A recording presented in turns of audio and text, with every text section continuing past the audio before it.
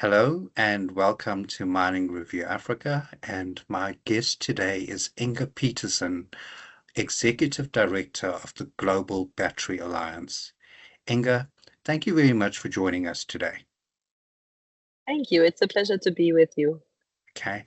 Now, Inga, before we go on with the work that the Global Battery Alliance is doing, I want to start by asking you, why is it so important to have a transparent battery value chain?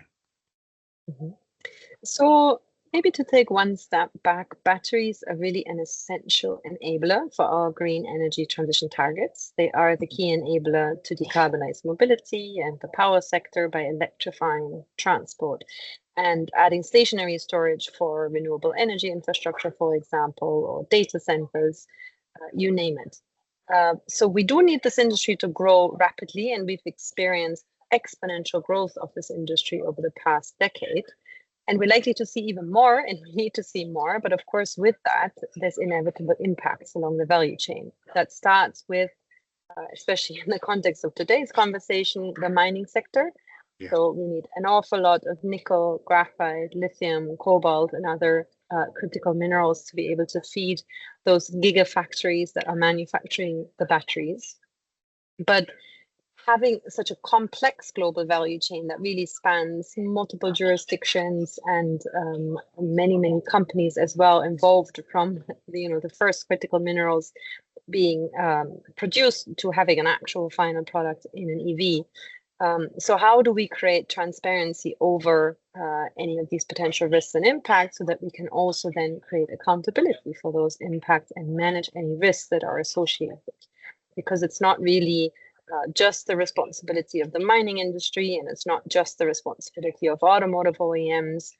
So the GBA members really came together to say we need this collective action across the value chain and in a multi-stakeholder fashion to be able to first report and create transparency so that we can then manage those risks and improve them. Great stuff. Now, before we go on to the GBA, I want to ask you, what are some of the major challenges and concerns in the global battery value chain? You've just spoke about the various complexities, etc. So what are the challenges and concerns that are currently being faced? Mm-hmm.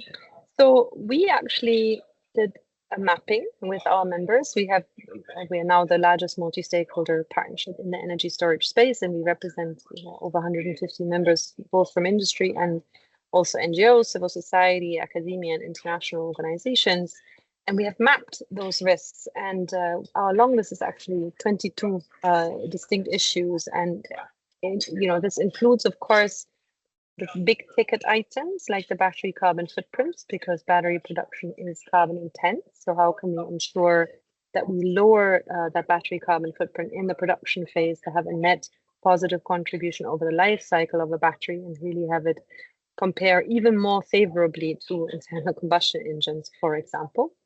Then another key challenge is circularity. So how do we ensure material recovery, recycling, that already starts with the design of how the products are designed, that they can be easy to disassemble and that recyclers have the correct information. And then, of course, there's risks associated to human rights, child labor, forced labor.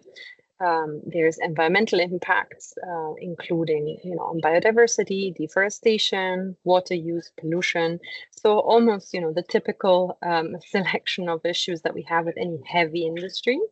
But this is distributed across the value chain. So you have some of these impacts can be upstream in the mineral production phase.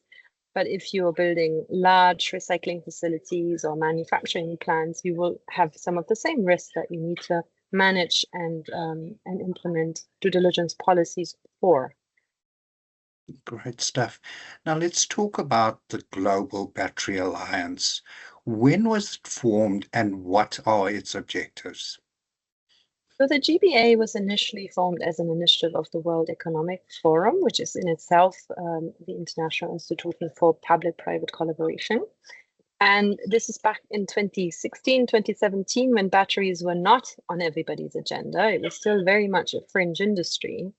But the members of the Global Battery Alliance, saw this exponential growth that we were all to experience, and also the challenges associated with it. And you may remember that especially around 2016, 2017, much attention was given specifically on risks of child labor associated with artisanal cobalt mining.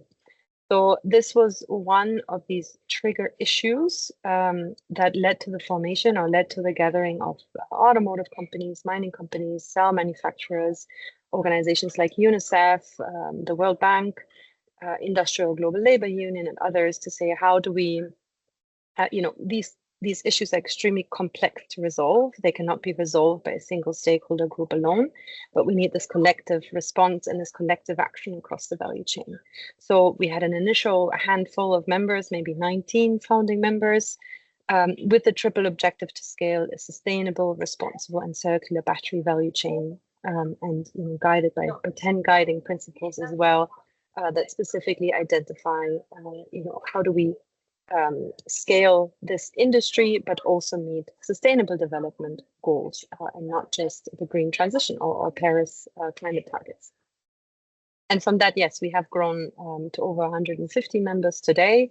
And the flagship initiative of the Global Battery Alliance is the Battery Passport, a digital product passport for batteries, which we conceptualize really as an enabling instrument to bring that transparency, because you cannot manage what you can't measure. So we need to bring this transparency like we already discussed.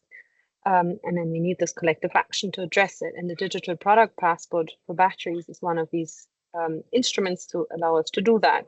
So we conceptualized that back in 2019 already. And then, of course, in the EU battery regulation, the concept was picked up to become a regulatory requirement within the European Union as of 2027. Great stuff. Now, Inga, you've mentioned that there are various stakeholders that have come together to form the GBA. Talk to me about the importance of partnerships with various stakeholders to ensure that your objectives are met. Mm-hmm. I mean, in my opinion, it's all about who was around the table and which voices are missing. So the GBA is not an industry association. There are plenty of industry association both in the mining, automotive, and battery space, but we are a cross-value chain, multi-stakeholder organization with shared governance as well.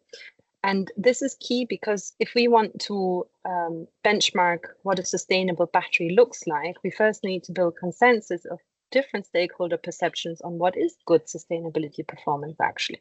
What are those risks? I already spoke about the mapping exercise, but then how do we also benchmark what is good performance and what are the types of leading practices that we want companies to encourage to adopt along the value chain?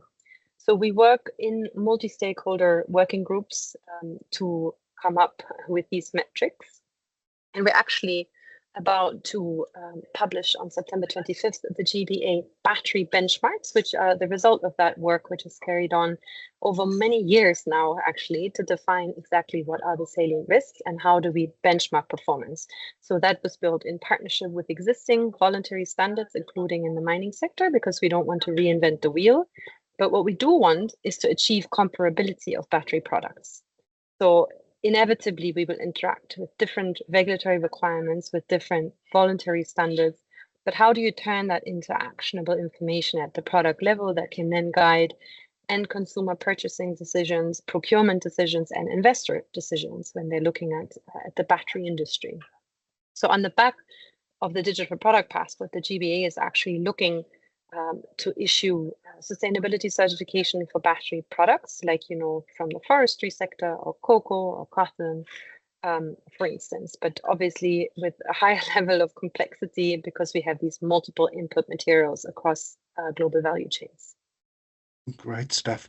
Now, one final question from me, Inga. You are a member of the Critical Minerals Committee at Mining Indaba.